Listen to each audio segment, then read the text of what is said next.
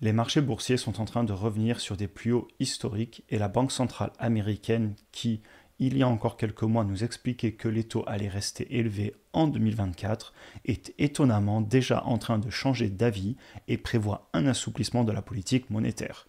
Comme vous l'avez compris, on a eu une grosse semaine en bourse et je vous propose d'en parler dans cette vidéo. Pour ce qui s'est passé cette semaine, on a eu beaucoup de mouvements à partir de mercredi, tout simplement parce que la Fed, donc la Banque centrale américaine, ont eu le FOMC meeting, donc ils se sont regroupés et ils ont voté où ils pensaient que les taux seraient l'année prochaine.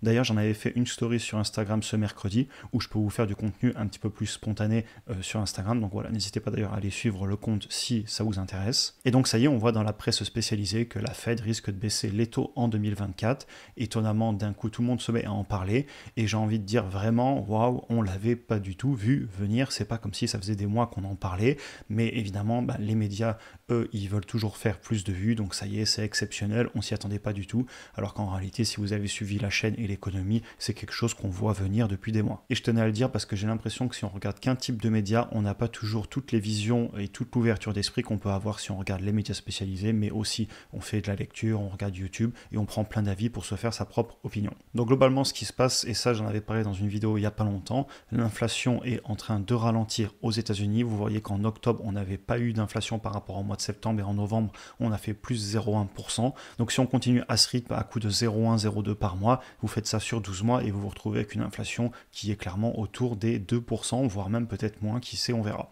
Et là, vous avez les courbes en dessous qui vous montrent avec et sans l'alimentaire et l'énergie et on constate que les courbes sont clairement en train de baisser et de se rapprocher des 2 à 3%. Maintenant, je vous ai mis ici un extrait du PDF qu'on va aller regarder ensemble. Donc ça, ce sont les PDF qui sont donnés directement par la Banque centrale américaine. Ici, je vous ai mis celui qui avait été fait le 20 septembre 2023. C'est tous les 2 mois. Et chaque point représente un vote d'un membre du comité des banques centrales aux États-Unis, puisqu'il y a plusieurs banques centrales là-bas. Et on constate qu'il y a 2 mois, ils étaient plutôt partisans de encore monter les taux, puisqu'on voit qu'il y avait des personnes qui s'étaient mis même entre 5,5 et 5,75 ici. Et globalement, tout le monde pensait qu'on baisserait très peu, voire pas du tout en 2024. Et a priori, c'était du bluff. On en parlait à l'époque, puisque vous allez 2 mois plus tard et tout le monde a changé d'avis. D'ailleurs, je suis toujours impressionné à quel point les personnes de la Fed peuvent changer d'avis aussi vite. Évidemment, je suis un petit peu taquin dans la façon que j'ai de parler. La réalité, c'est que c'est aussi de la politique. Ils sont obligés de montrer au marché qu'ils veulent être durs, qu'ils veulent combattre l'inflation, même si au fond d'eux-mêmes, ils sont certainement convaincus que les taux vont baisser. Ils peuvent juste pas le dire. Et donc 2 mois plus tard, on se retrouve le 13 décembre 2023 et ça y est, tout le monde confirme que finalement la hausse qu'on avait annoncée, encore une nouvelle hausse en septembre, on dit ça y est, ça va encore monter. C'est plus du tout le cas, tout le monde est d'accord qu'on va pas du tout les monter, qu'on va rester au même niveau. Vous voyez ici tous les points sur la même ligne qui sont en fait les taux actuels et vous voyez par contre qu'on annonce des baisses clairement dès 2024. Maintenant la question c'est pourquoi ça a autant fait réagir les marchés et c'est ce dont je voudrais parler dans cette vidéo. Donc pourquoi c'est une bonne nouvelle pour les marchés?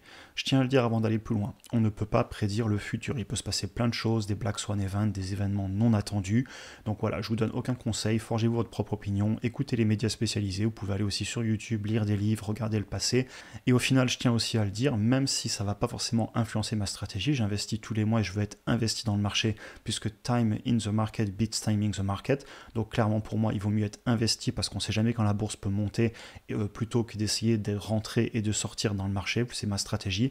Cependant, même si ça ne va pas changer ma stratégie dans le sens que je ne vais pas essayer de trouver les points bas du marché, ça a d'énormes impacts sur les entreprises et l'économie et c'est pour ça que j'en parle. Donc voilà, je tenais à le dire. Maintenant, la baisse des taux, c'est bon pour les entreprises et donc pour l'économie. Et ici, je vais vous montrer 2 exemples qui vont vous montrer à quel point les taux directeurs peuvent impacter certaines entreprises. Comme vous le savez, je vous évoque souvent 2 entreprises et secteurs qui sont très soumis au taux d'intérêt car les clients achètent leurs produits à crédit. Je pense que ça vous dit quelque chose si vous regardez souvent la chaîne. La première entreprise, c'est Tesla ou globalement tout le secteur de l'automobile. Beaucoup de personnes qui achètent des voitures les prennent à crédit parce que c'est difficile d'économiser autant d'argent, ça demande beaucoup de rigueur.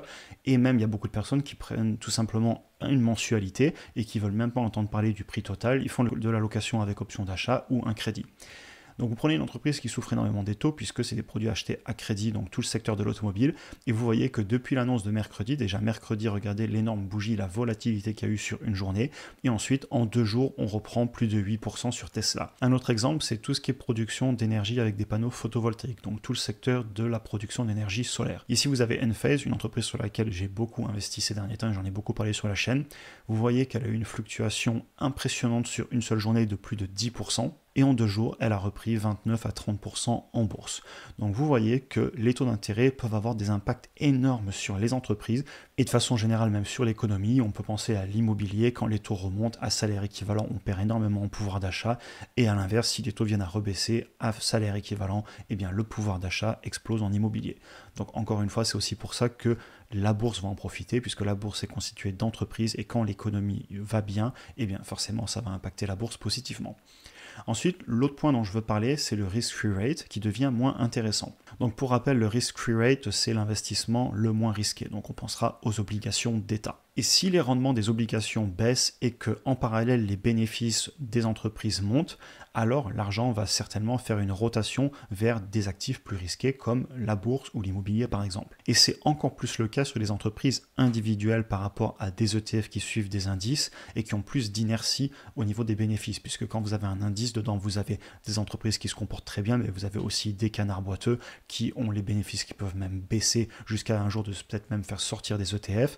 Et donc voilà, c'est un petit peu moins volatile aussi. Et ce que je veux vous montrer ici, c'est les rendements. Donc on voit que le 10 ans américain, il est à 3,9%, alors qu'il y a encore peu, il avait atteint les 5%. Donc déjà, on a perdu beaucoup de rendement sur les obligations. Et à l'inverse, vous prenez le rendement des bénéfices du S&P 500. Donc ici, le S&P 500 a un PER actuellement autour de 26. Donc vous faites 1 divisé par 26,07 et vous êtes à 3,8% de rendement la première année sur les bénéfices s'ils stagnent. Et évidemment, les bénéfices ont tendance à croître chaque année. Alors évidemment, vous me trouverez toujours une année où les bénéfices sont en baisse si on a une crise, mais sur le long terme, on a tendance à avoir une croissance. Donc ça veut dire que ce rendement, par rapport à votre prix de revient, si vous attendez plusieurs années, il va encore monter dans le temps. Et donc forcément, quand vous avez les taux d'intérêt qui baissent, eh bien le capital va peut-être sortir des obligations ou moins en acheter et aller se mettre vers où il y a du rendement. Et c'est très simple à comprendre, j'aime souvent vous donner l'analogie. Pourquoi on va aller acheter de l'immobilier, s'embêter à faire de la location, ou pourquoi on va mettre de l'argent en bourse si on nous donne des obligations d'État qui font 5, 6, 7, 8, 10%. Dans ce cas-là, il est évidemment très tentant d'aller se mettre sur des obligations. Si on a d'aussi bons rendements, eh bien plus de personnes vont se diriger vers les obligations et donc on aura moins d'investissements dans d'autres secteurs, ce qui ralentit l'économie. C'est évidemment aussi pour ça que les banques centrales ont un tel pouvoir avec les taux d'intérêt sur l'économie. Maintenant, pour finir, un petit peu parler aussi de 2024 et des indices de façon générale, le S&P 500 est clairement de plus en plus concentré le plus on avance dans le temps. Vous prenez les 10 premières positions, alors c'est 9 parce que vous avez 2 fois Google, vous êtes à plus de 30% du S&P 500. Alors, ça me rend très positif dans le sens que je pense qu'on peut faire des très bonnes affaires en stock picking. Évidemment, j'aime beaucoup l'indice S&P 500 et je pense que c'est un très bon moyen d'investir pour énormément de personnes, de mettre un petit peu tous les mois dessus. Cependant, ce que ça me fait aussi dire, c'est que vous devez certainement avoir des pépites qui ne sont pas dans ce top 10 et qu'on va pouvoir trouver. L'autre point que je voulais aborder aussi par rapport à 2024, c'est qu'on commence à entendre parler de déflation dans les assemblées générales d'entreprises. Et bien évidemment, comme je vous le disais en début de vidéo, pour l'instant, la Banque centrale américaine, donc la Fed et les médias, ils n'en parlent surtout pas. Alors évidemment, si vous allez gratter dans les rapports tout en bas ou peut-être sur certains articles, vous allez trouver qu'ils commencent à le mentionner sur notamment le retail, sur certaines entreprises de la grande distribution, mais c'est pas du tout le discours qu'on a en ce moment. Et personnellement, je pense qu'on est en train d'avoir beaucoup de disruptions dans beaucoup de marchés, que l'inflation est clairement en train de ralentir et on a déjà des secteurs où on voit de la désinflation et de la déflation, et je pense qu'on va en entendre parler un jour.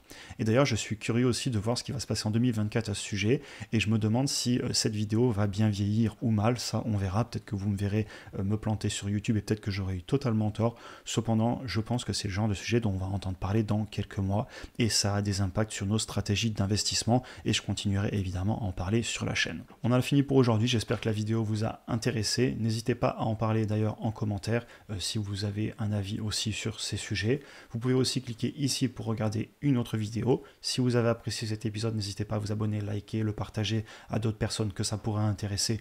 Et aussi, vous avez l'Instagram où je fais du contenu différent, un petit peu plus direct, puisque c'est un petit peu plus convivial, entre guillemets, et plus simple à préparer qu'une vidéo YouTube. Sur ce, je vous souhaite une excellente journée et à très bientôt pour une prochaine vidéo.